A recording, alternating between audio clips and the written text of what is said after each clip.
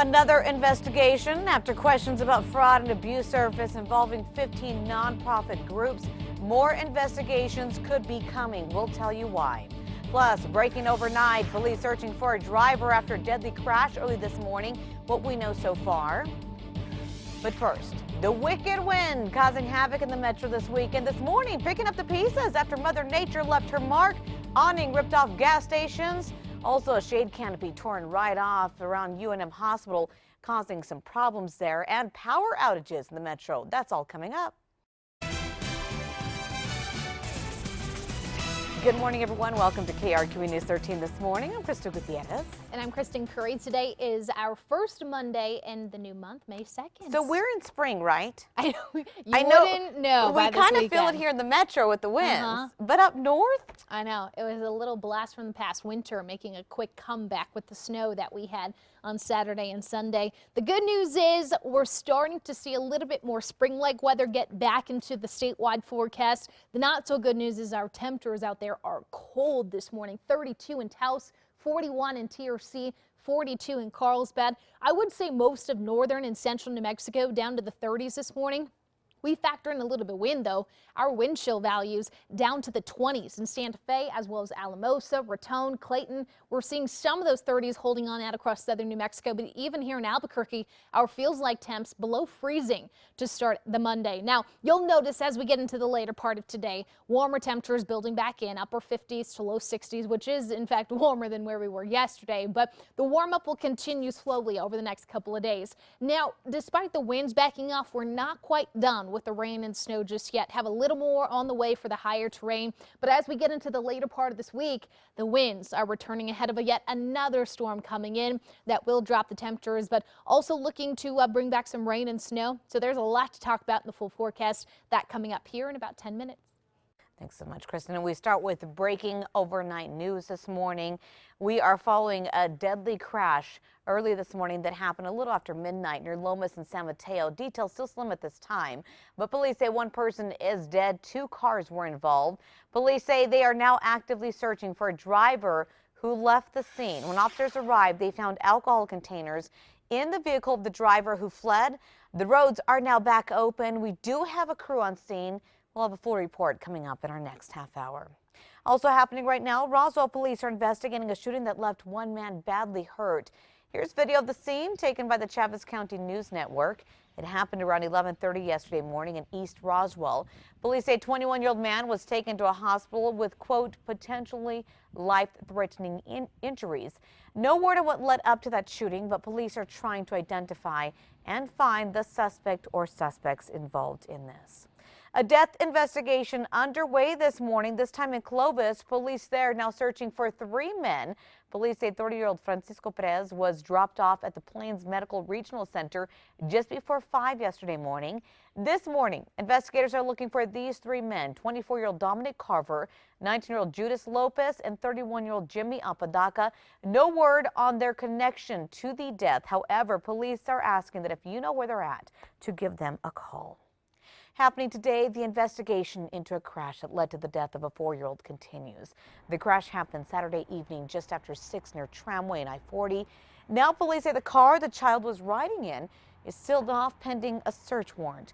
Police say the car was turning west onto I-40 from Tramway when it cut off another car heading south. That caused the wreck.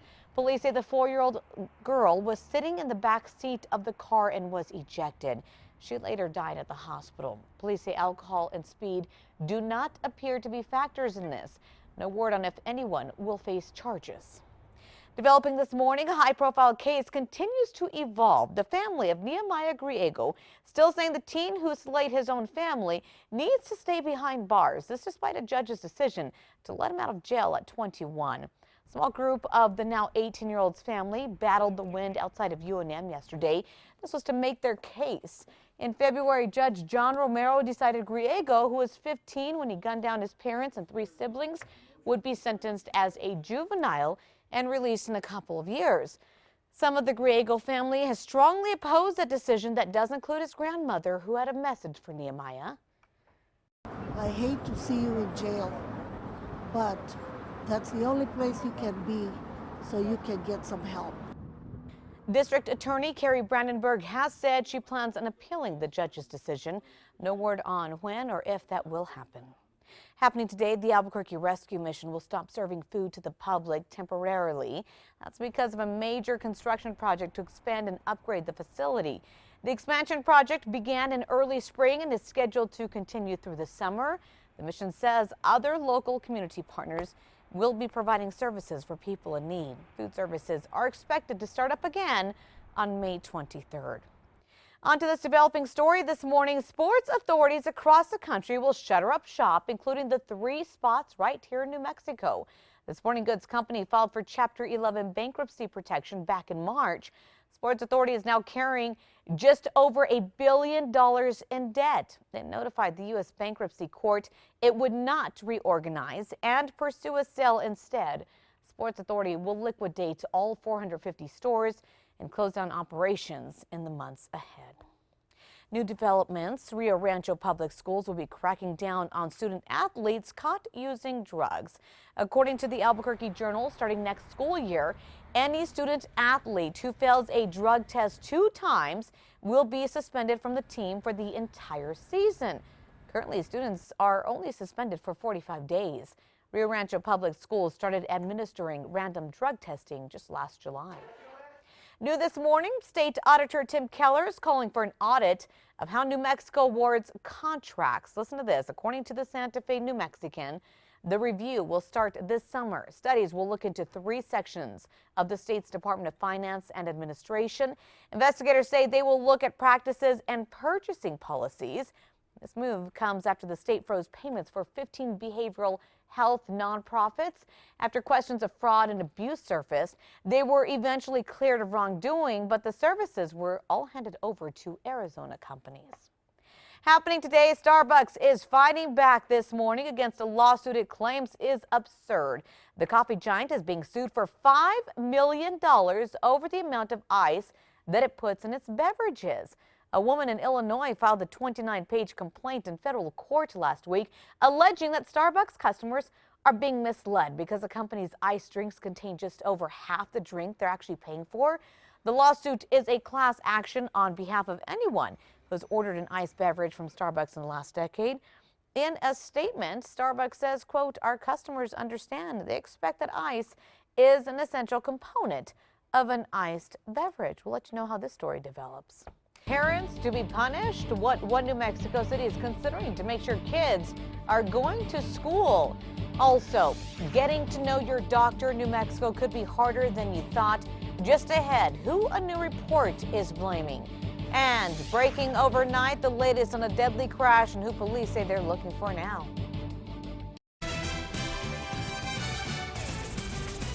Good morning, everyone. Welcome to KRQE News 13 this morning. I'm Krista Gutierrez. And I'm Christine Curry. Today is Monday, May 2nd. It doesn't feel like May. Nope. It Not really in parts doesn't. of the state, it doesn't. Exactly. We saw rain and snow over the weekend. The winds certainly feel like spring, but our temperatures now, man, it is cold out there. We're going backwards when it comes to the calendar. Notice the 30s that we have out across northern and central New Mexico. Albuquerque at 39, a mix of the 30s and 40s as we get into southern New Mexico. So again, this is cooler than what we should be looking at for this time of year. And we factor in just a little bit of wind, drops our wind chill values into the 20s. In Santa Fe, below freezing as you're walking out the door here in Albuquerque with those feels like temps, and more of the 30s and less of the 40s out across southern New Mexico. So you certainly need the jacket this morning. By lunchtime, though, we should be pushing into the low 50s, eventually the upper 50s to low 60s this afternoon. A mix of sun and clouds, and as far as the numbers go, we are warmer than where we were yesterday, but we're still below average. So more of a transition day today as we're still looking at some rain and snow, just not as widespread as what we had over the weekend here. So temperatures slow to warm up over the next coming days, but the winds, they're coming back later on this week. So enjoy the nice break that we have from those strong gustier winds. But until then, we're going to hope to see if we can squeeze out any more of that good rain and snow. Details and a look at your full 7-day forecast coming up here in about 10 minutes. So much, Kristen. We continue talking about that wicked wind this morning. Well, it's died down some. The wind still lingering around today. Take a look at what Albuquerque endured. Wind gusts got up to 50 miles per hour in some areas. In the Heights, crews will be fixing this 7-Eleven sign that was sent tumbling to the ground around 6 o'clock yesterday morning. While most people we spoke with complained about the weather, some tried to stay a little positive. One thing I appreciate about the weather is that it doesn't pay attention to criticism. I think that it's going to warm up and we've been getting water, which we really need. Pan Am did report some power outages in some spots, but power is back on this morning for those of you who were affected. All of this, and we are seeing snow pictures. You sent us these photos of what it looked like where you live. Kimmy sent this one in from Moriarty. And in Nogales, this was a sight as trees were covered as far as the eye could see. What happened? Where did spring go? We start with that breaking news now. The search is on for a person involved in a fatal car crash at the intersection of San Mateo and Lomas. That's where we find News 13 Sarah Yingling with the very latest on this. Good morning, Sarah. Good morning, Crystal. As you can see, all lanes at this intersection are back open this morning after being shut down for hours for that fatal crash. Now, not much information is being released right now, but APD has confirmed that one person has died as a result of the crash. Police are now looking for the other person involved in the accident, who they say left their car and ran from the scene of the crash. Alcohol containers were found in the car that the driver ran from. Police do not know what the driver looks like, but when they do, they will file an arrest warrant. Charges will be determined through the Motors Investigation Unit. Back to you. All right, thanks, Sarah. We'll keep you updated on this story as new details make their way into the newsroom, of course, on air and through our KRQE News app. Here's a question for you. Do you know your doctor? New this morning, a recent study reveals it may be harder in New Mexico to get important details. And you might be surprised to learn who consumer protection groups say is at fault. News 13's Catherine Mazzone reports. In an age when you can find an internet search engine listed in the dictionary as a verb, there's not much you can't find online. Unless, that is, you're looking for information on your doctor. You know more about your dishwasher and your automobile than you do about the doctor. Paul Gessing is the president of a New Mexico policy research group and government watchdog. I think it's a very interesting report. He's talking about a recently released study from Consumer Reports. It measured ease of access to doctors' information online. Facts you should be able to find on a medical board's website. Certainly licensing boards and government agencies don't necessarily do as good of a job of providing information as private entities. But these state-run boards are designed to protect patients. If the licensing boards are going to collect the information, they should make it available to the public. According to Consumer Reports, that information should include comprehensive physician profiles, incidences of disciplinary action against a doctor, facts about the state's medical boards, and the ability to easily file a complaint against a doctor. Thing is, this report reveals in New Mexico, they're not. At least, not the Osteopathic Board of Medical Examiners. The report gave it a total score of 22.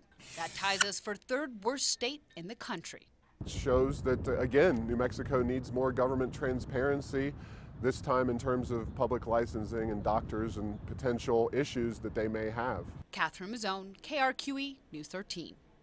So we asked the New Mexico Board of Osteopathic Medical Examiners to comment on this report. They would not go on camera with us, but they did send us a statement. If you would like to read that statement or the full report, head on over to our website, krqe.com. New this morning, playground concussions are on the rise. That's according to a new study out today from the CDC. CDC numbers show traumatic brain injuries from falls on monkey bars and even swings have jumped since 2005. That does include concussions. All of the children were sent to the emergency room in these cases. More than half the children treated are between the ages of 5 and 9. New today, Roswell City councilors are considering punishing parents who don't get their kids to class regularly. According to the Roswell Daily Record, later this month, the council is expected to discuss the resolution. It would charge parents or guardians with education neglect. The resolution says parents of kids under 13 with more than 10 unexcused absences could see a penalty. The city's legal committee approved it just last week. It's now heading to the council for a public meeting. That's on May 12th. Happening today, residents are bracing for another round of intense storms threatening parts of Alabama and the Deep South over the weekend. Take a look at this. The system brought hail, even flash flooding to Louisiana. Conditions turned deadly in East Texas when several people were swept away by rising floodwaters. Happening right now, the 2016 presidential contenders are making a final campaign push in Indiana. The state holds its critical primary tomorrow. Donald Trump, Ted Cruz, and Bernie Sanders are all holding events in Indiana today. Donald Trump continues to paint himself as the eventful GOP nominee, mocking his rival's chances at a campaign event Sunday night. Look at these guys that I'm running against now. They're hanging by their fingernails. They're just like barely hanging on. Hillary Clinton, on the other hand, courted African Americans at a NAACP dinner in Detroit yesterday. Clinton is 90% on the way to clinching her party's nomination, but facing a bitter fight in Indiana against rival Bernie Sanders. Polls indicate the Vermont senator within striking distance of winning the Democratic primary in Indiana tomorrow. 92 delegates are at stake for Democrats, 57 delegates on the line for Republicans. Here's a fun story this morning. Taco could make his return today after being missing from the Isotopes Park. Baseball season just started. We all know this, but fans noticed Taco has been absent during the popular chili races. The Topes say Taco suffered an injury, but don't you worry, he will be back. The team posted this video on Twitter saying Taco is ramping up his training. Taco really is appreciative of the support, and he's trying to get back for everybody to see him race once again. We'll see later tonight if all of that hard work pays off at tonight's game.